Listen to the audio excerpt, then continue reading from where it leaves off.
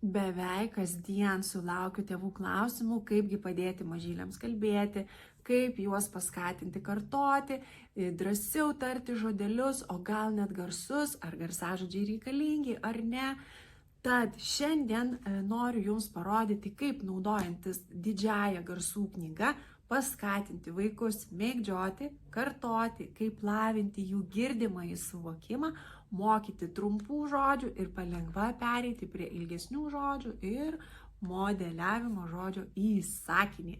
Esu Viktorija Bartkevičienė, vaikų logopedė ir pradedam pamoką.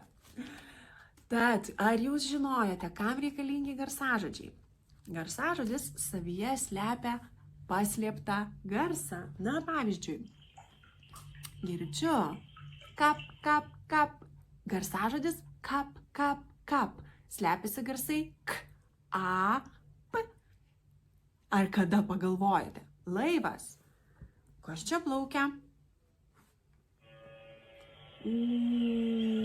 Kiekvieną garsą reikia gebėti išartikuliuoti, pasakyti ir atpažinus pakartoti. Su vaikais naudojantis knygelę galime žaisti visokiais būdais. Pirma įvardinama po vieną, lėktuvas, žiū, paukštis, cyp, cyp, cyp. Pirma išklausome garsą, leidžiame jį pažinti, atsiminti ir pakartojame cyp, cyp, cyp. Po kurio laiko, jau kai vaikas pažįsta kiekvieną daiktą, galime žaisti garsą atpažink. Na, pavyzdžiui, nerodote, ką spaudžiate ir spaudžiame. Kas tai? Ar tai liūtas? Rrr. Ne, ne, ne. Ar tai gitara? La, la, la. Ne, ne, ne. Tai bitė. Bzz. Leidžiame vaikui pakartoti, pasakyti, užbaigti sakinį, lavinant jo gebėjimą komunikuoti, naudotis visu artikuliaciniu aparatu, naudotis žodžiais, trumpais žodeliais, garsažodžiais ir išmokę visus, jau pažinę visus žodelius esančius knygoje, atpažinę visus garsus ir išmokę juos tiksliai pakartoti, galite naudotis integruotų žaidimų knygoje Atpažink visus garsus, kai jau pagalbos jokios nebeturite.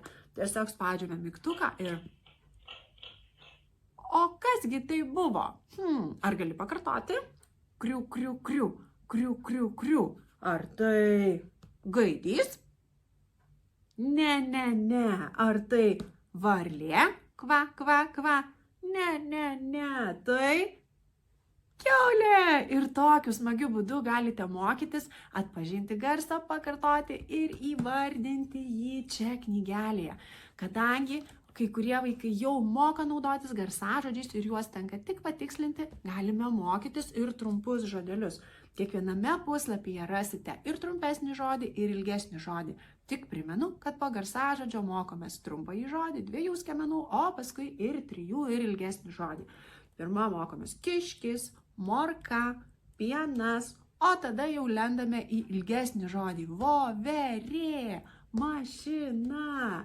Ir taip galime mokyti vaiką vis drąsiau ir drąsiau pakartoti, pasakyti, įvardinti, atpažinti.